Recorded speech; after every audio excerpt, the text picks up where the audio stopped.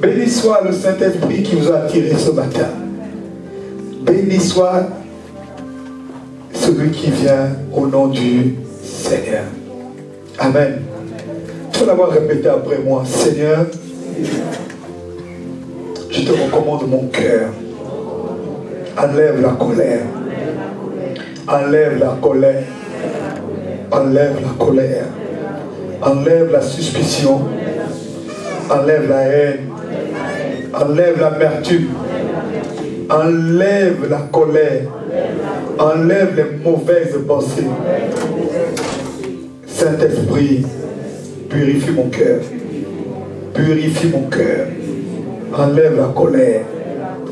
Enlève la colère. Enlève la colère. Enlève la colère. Bien, mais vous savez, nous ne sommes pas des enfants de colère. Amen. Nous sommes des fils de Dieu, des enfants de paix, des enfants de joie. Parce que pendant que j'étais debout là, je vois des cœurs colériques, des gens en colère, des gens frustrés. Comment tu peux adorer Dieu en étant dans la colère, dans la frustration, en imaginant des choses qui n'ont rien à voir avec Dieu? Tu ne peux pas être béni dans cet état. Amen. Tu ne peux pas être béni dans cet état. Tu ne peux pas, non, bien aimé, tu ne peux pas être béni dans la colère. Alléluia. Vous savez, je l'ai déjà dit, et je le redis. Vous le savez, quand vous allez à l'église, à la maison de Dieu, amen, il est vrai que nous sommes le temple du Saint-Esprit. Quand vous êtes dans la présence de Dieu, évitez d'avoir des cœurs dans la colère, dans la frustration, ou même dans la tristesse. Amen. Alléluia. Sinon, vous savez, tu vas faire ce qu'on appelle l'hypocrisie. Tu vas faire semblant de rire, alors que Dieu voit que ton cœur est rempli de colère. Amen. Et dans cet état, non seulement parce que tu as la colère, et deux, parce que tu fais l'hypocrisie, tu ne pourras pas être béni. Tu seras peut-être venu à l'église, tu vas repartir, tu n'auras rien. Parce que Dieu ne bénit pas dans la colère. Amen. Dieu ne bénit pas dans la colère. Dieu bénit dans la paix. Amen. Amen. Dieu bénit dans la joie. Dieu bénit dans la... Vous savez, la Bible dit juste, réjouissez-vous dans le Seigneur. Amen. Amen. Amen. Je vous assure, c'est un secret que je vous donne. Sinon, vous allez même crier, tu es le pilier, mon ami. Ça ne monte pas au ciel à cause de la colère. Tu vas me dire, tu es le pilier qui tient ma vie. Mon ami, il n'y a rien. Dans la présence de Dieu, soyez relax. Débarrassez-vous. Et pourtant, ce sont des choses anodines. Hein? Mais vous savez, nous obligés de les répéter. Et de les répéter aux chrétiens. Nous sommes obligés de les répéter aux chrétiens. Amen. Laissez-moi vous dire, je vais vous avertir, personne ne m'a rien dit. Amen. Je ne sais pas comment vous êtes parti de chez vous, ce qui s'est passé en cours de route, ce qui s'est dit avant de venir, ce qui s'est dit dans les voitures, dans les trains, mais il y a des cœurs pas bien ce matin. Libérez vos cœurs. Dégagez vos cœurs. Dans la présence de Dieu, faites relax. Faites relax. On ne peut pas aller apprendre de Dieu en boudant. Tu boudes comme qui? Et les chrétiens, ils vont dans la parole de Dieu, ils boudent. Tu viens, tu veux bouder à l'église. Mais non, ça fait quoi? Qu'est-ce que le peuple de Dieu t'a fait? Ou qu'est-ce que Dieu t'a fait? Amen. Il y a des chrétiens comme ça, ils viennent à l'église, ils viennent, ils boudent. Mais nous, on t'a fait quoi? Qu'est-ce que nous, on t'a fait? Qu'est-ce que nous, on t'a fait? Dis à quelqu'un, moi, je t'ai fait quoi? Dis qu'est-ce que je t'ai fait? Qu'est-ce que moi, je t'ai fait? Non, mais c'est vrai. Dans la maison de Dieu, on doit être tous relax. Quand tu vois, peut-être des gens qui vous manquent ce matin, mais c'est pas grave. Peut-être qu'ils sont fatigués, ou bien ils ont des contraintes, ou des obligations. Ok, s'ils ne sont pas là. Gloire à Dieu. Amen. Alléluia. Amen. Peut-être qu'ils ont des obligations ou des contraintes. Gloire à Dieu. S'ils ne sont pas là. Non, mais je sais que ce n'est pas pour ça que tu boudes. Celui qui boude, boude pour autre chose. Nous, quelquefois, nous boudons pour deux choses. Amen. Quelle que soit la raison que tu peux expliquer, peut-être parce qu'on m'a mal parlé, peut-être parce que j'ai eu non, on m'a fait ceci ou cela. La raison pour laquelle, la première raison c'est quoi? C'est que nous sommes charnels. Amen. Amen. Amen. La première raison, la bouderie, elle est charnelle. Le Saint-Esprit n'est pas un esprit de bouderie. Amen. C'est la chair qui boude. C'est la chair qui boude. La chair boude. Est-ce qu'elle veut même montrer à l'autre que je boude contre toi? Je dis c'est charnel. C'est la chair. Amen. Est-ce que je peux parler à quelqu'un ce matin? Ne m'en voulez pas. Parce que moi, on ne m'a rien dit. Mais pendant que dans le Saint-Esprit, je parle poussé par le Saint-Esprit. Amen. Je vais d'abord régler un cas ce matin, avant de prêcher la parole. Je vais d'abord régler un cas. Amen. Je vais régler un cas. Dis réglons les cas. À l'église, nous sommes là pour régler les cas. Pas pour dire des bonnes choses seulement. Mais pour régler les cas. Vous connaissez la vérité. Et la vérité vous affranchira. Amen. À l'église, nous sommes là pour régler les cas. Si les gens sont tordus, avec la parole de Dieu et par l'esprit, on les ramène droit. Dieu ne bénit pas ceux qui sont. Dieu ne bénit pas quand on marche comme ça. C'est même quand on te sert de l'eau. Si ton verre est comme ça, tu vas rien recevoir, ça va se renverser par terre. Amen. Amen. Ça, la première raison, c'est la chair. Amen. Deuxième raison pourquoi les gens boudent dans la présence de Dieu, c'est l'orgueil. Car cette chair est nourrie par l'orgueil. C'est l'orgueil. C'est l'orgueil. Troisième raison, si tu ne fais pas attention maintenant, c'est le cas le plus grave. Mais j'ose espérer que ce n'est pas notre cas ou votre cas ce matin. Ceux qui boudent constamment, une fois en parlant, ça peut arriver. Mais ceux qui viennent sur la maison de Dieu toujours comme en train de bouder. Esprit de sorcellerie. C'est un esprit de sorcellerie. Pourquoi? Parce que le but, c'est de bouler l'atmosphère de l'église. Pas forcément sorcellerie consciente, ça peut être la sorcellerie inconsciente aussi. Toi, c'est un esprit qui te manipule. Parce que si quelqu'un est boude parmi nous, tout le monde va regarder et ça peut casser, n'est-ce pas, ton enthousiasme. Ça peut casser ton enthousiasme. Tu vas avoir un frère qui est là, ou une soeur qui est là. Toi, tu vas adorer Dieu. Tu viens là, tu vas pas. Peut-être que c'est à cause du... Peut-être que je dérange la soeur ou le frère. Ça peut casser ton enthousiasme. Et c'est une forme de sorcellerie en fait. Alléluia. Parce que dans la présence de Dieu, on doit être joyeux. Non, j'insiste, dans la présence de Dieu, le Dieu de la Bible que moi je connais, il n'a pas dit que dans ma présence, on doit être fâché. La Bible déclare que ceux qui tournent les regards vers lui sont quoi? Les yeux ont quoi? Le visage rayonnant. Rayonnant. Comment dans la présence de Dieu, il y en a qui ont avoir des yeux rayonnants de joie, des visages renfermés de colère. C'est pas normal. Alléluia. Alléluia. Amen. Vous savez, nous par rapport aux gens du monde, la Bible déclare que la joie du Seigneur est notre force. Amen. Alléluia. Amen. On doit avoir la joie dans la présence de Dieu. Amen. On doit être joyeux. Tu peux avoir des problèmes, être un peu triste.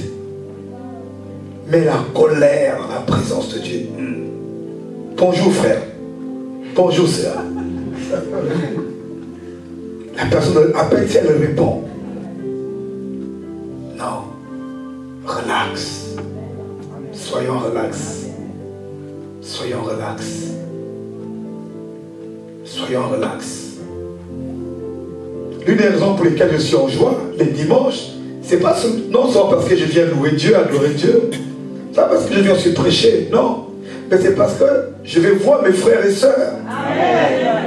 Tu dois être content de voir la sœur Sandrine. Je suis content de voir la sœur Aline, de voir le frère Jérôme, de voir le frère Emmanuel, de voir la sœur Lucie. Est-ce que tu es content de voir ton frère ou ta sœur ce matin? Oui, non, parce que c'est important aussi, hein, quand on va à l'église. Est-ce que vous êtes content de vous voir les uns les autres ce matin? Non, très sincèrement, est-ce que tu es content de voir ton frère ou ta soeur ce matin? Non, parce que c'est ça, bien aimé. L'église, c'est pas juste, voilà, on vient. Je dois être content de voir tous mes frères et toutes mes soeurs. Je dois ressentir de la joie. C'est pas que je viens que pour mon couler dans mon coin, et puis bon, et puis voilà, et puis... Non. C'est pas ça l'église. Comme dit la soeur, il y a un. C'est pas ça l'église, vous savez. Et aujourd'hui dans l'église, on développe pas mal de choses, de comportements, et les pasteurs ne disent rien. Les pasteurs ne disent rien, on regarde les gens se comporter comme n'importe comment. Dans la maison de Dieu. Dans la maison de Dieu, c'est pas dans la maison du diable. Vous savez, même les démons se battent entre eux tout le temps. Ça, c'est normal, c'est le camp du diable. Je vous donne deux exemples de démons qui se battent tout le temps. Vous voulez un exemple? Le démon guérit la sirène des eaux. Il se bat tout le temps. Vous allez souvent voir certains couples comme ça. Amen. Oh, ça vous fait rire. Si. Amen. Amen. Amen. Quand vous venez à l'église le dimanche, même depuis chez vous, soyez en joie comme David. Je suis dans la joie quand on me dit allons dans la maison de l'Éternel. Il était dans la joie. Quand on dit à David allons. Comme disent les gens, il était déjà enjaillé. Parce qu'il va au temple. Il est déjà enjaillé. Il est excité. David est où? Il est déjà parti. C'est l'heure d'aller au temple. Il est déjà parti, le premier arrivé. David, pendant que sa femme le cherche, pendant que ses enfants certainement le cherchaient, David était déjà parti. Parce qu'il dit, je suis dans la joie. Quand on me dit, allons dans la maison de l'Éternel. Donc il parle déjà de chez lui avec une certaine joie. Donc quand il arrive à l'église, la joie avec laquelle il est venu, il la communique à l'église. Il la communique. Il la communique. Alléluia. Mais si un vient avec la joie, un vient avec la colère, ça s'oppose. Amen. Si un vient avec la joie, l'autre vient avec la tristesse, ça se pose. Est-ce que vous me suivez? Amen. Je suis dans la joie. Quand on me dit, allons dans la maison de l'Éternel. Donc quand je vais dans la maison de l'Éternel, je ne pars pas seulement avec mes vêtements. Je ne pars pas seulement avec ma montre, mes chaussures, avec ma Bible. Je viens d'abord avec la joie. Je viens avec la joie. Et si j'ai la joie, je communique la joie. Et donc chacun d'entre nous doit communiquer la joie à l'autre. Amen. Oui, je communique la joie à la sœur Valérie. Je communique, elle me communique de la joie. Je communique la joie à la sœur Grâce. À la sœur Tiffany, elle me communique aussi la joie. Alors quand nous avons tous la joie et que nous nous communiquons la joie les uns envers les autres, le temple est rempli de la joie et la gloire de Dieu est parmi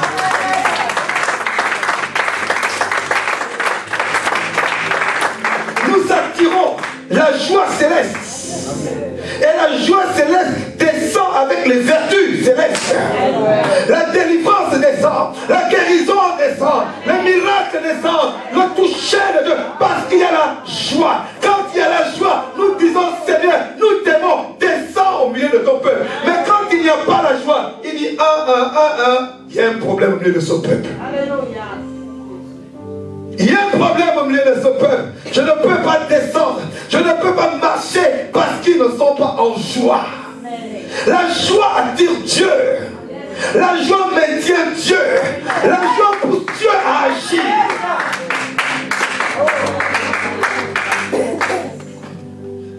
Je chanterai de tout cœur les merveilles de mon papa Yahweh.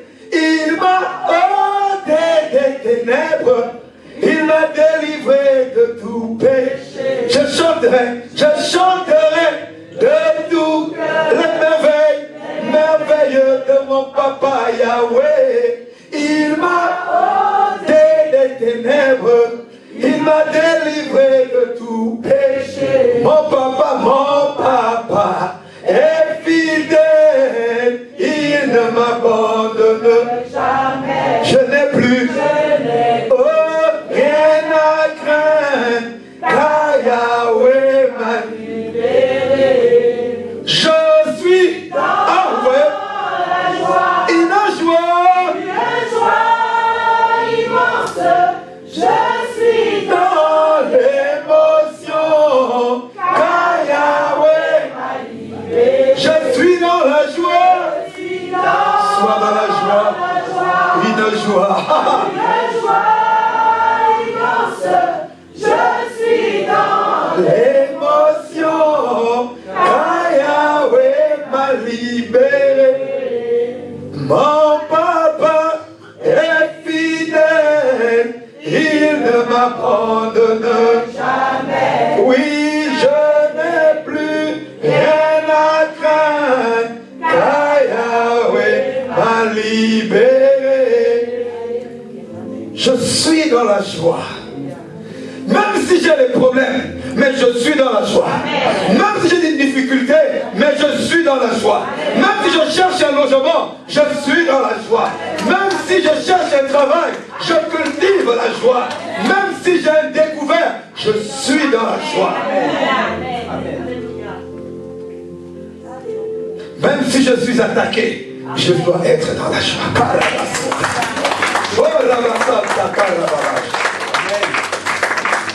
Je suis dans la joie. Pourquoi je suis dans la joie? Parce que j'anticipe déjà sur ce que l'Éternel va faire. J'anticipe déjà sur ma délivrance. J'anticipe déjà sur ma restauration. J'anticipe déjà sur mon mariage. J'anticipe déjà sur ma délivrance. J'anticipe déjà sur mon travail. J'anticipe, alors je suis dans la joie.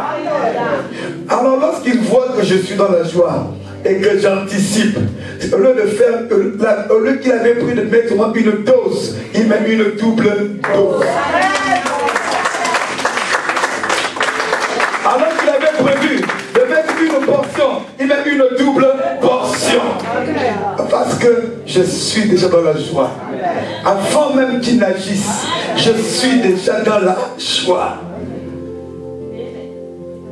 Alléluia. Vous savez, apprenez à cultiver la joie.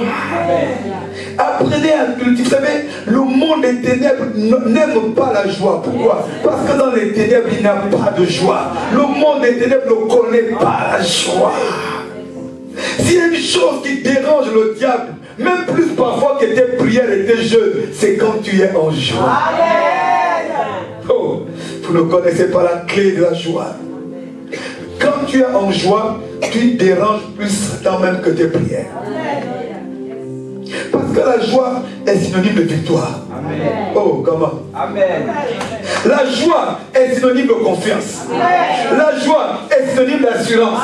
La joie est synonyme de foi. Or, sans la foi, nul ne peut être agréable à Dieu. Est-ce qu'on est ensemble ce matin? À nous aller. À nous aller. Est-ce que nous là? Non, parce qu'on devait comprendre les mystères, les mécanismes, celui-ci. Est-ce que nous là? Oh. Non, parce que beaucoup de chrétiens vont à l'église ne comprennent pas comment les choses marchent. Parce qu'on nous a convaincus, non, si tu es fâché, tu as raison, c'est faux, ça c'est le monde. Amen. On nous a convaincus dans le monde qu'en étant fâché, c'est comme ça qu'on obtient raison, qu'on obtient justice. Non, dans le monde spirituel, dans le royaume de Dieu, c'est en étant dans la joie. C'est pas en étant fâché, mais en étant dans la joie.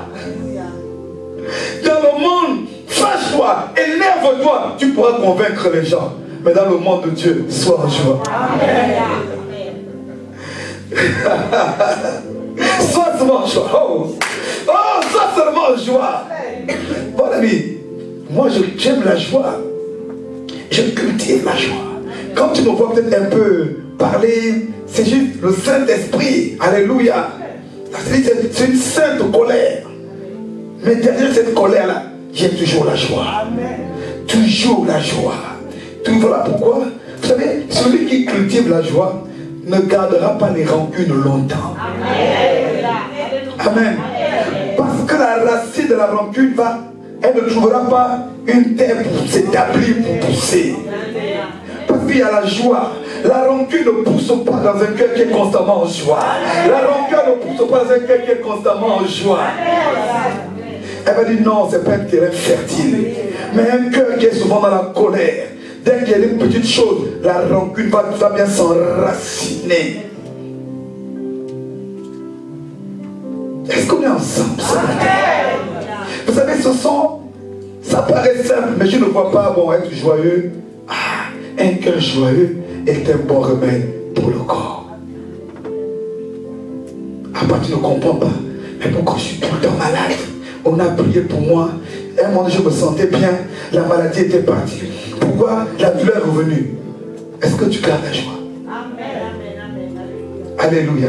Ce matin, je disais, j'exhortais mon mari, je lui disais, garde ton cœur plus que toute chose au monde. C'est ce que Dieu dit. Parce que lorsqu'on a la rancune, on a l'orgueil dans le cœur, on a des maladies. Il y a beaucoup de personnes qui sont malades par rapport au non-pardon, par rapport à la paix. Amen. Alléluia. Acclamons le Seigneur. Amen. Alléluia. Tu es malade. Est-ce que le Seigneur te demande, est-ce que vraiment tu as pardonné ceux qui t'ont fait du mal? Est-ce que tu as pardonné? Parce que tu es avec la paix. Alors il faudra prier les genoux, demander pardon à Dieu. Seigneur, je pardonne ceux qui m'ont offensé. Je pardonne ceux qui m'ont offensé, Seigneur, pour avoir ta guérison.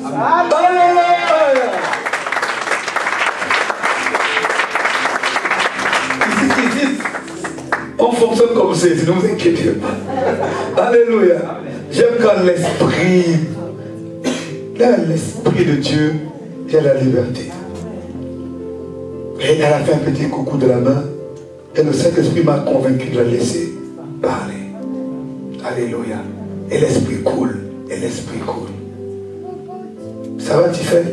Tiffany. C'est Tiffany ou Tiffany? Tiffany.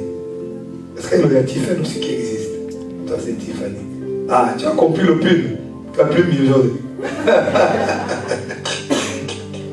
Ah, attends, je vais encore regarder ça. Bon, ça va aller, c'est bon. Non, parce que la dernière fois, elle avait un pull avec un dessin. Je suis une enfant, elle ne maîtrise pas, elle ne peut pas savoir, qui n'était pas très catholique, entre guillemets. Donc je lui ai recommandé de ne plus porter ce pull. Vous savez que Satan utilise les vêtements, les marques pour s'imprégner dans la vie de beaucoup de personnes. Amen. Parfois je vois des gens qui portent des ceintures avec des serpents, les boucles d'oreilles avec les serpents, les têtes de ça, c'est la totale même. Juste la mode, la tête de mort partout. Après tu t'étonnes, ou bien même certains parfums. Est-ce que certains parfums là, faites attention, hein. Avant d'acheter même le parfum, regardez bien les signes, les dessins. Amen. Certaines, bon, je vais quand même toucher les femmes. Certaines mèches. Oui, parce que moi, j'ai vu, hein, c'est pas comment raconter, j'ai vu sur certaines mèches les sirènes des eaux.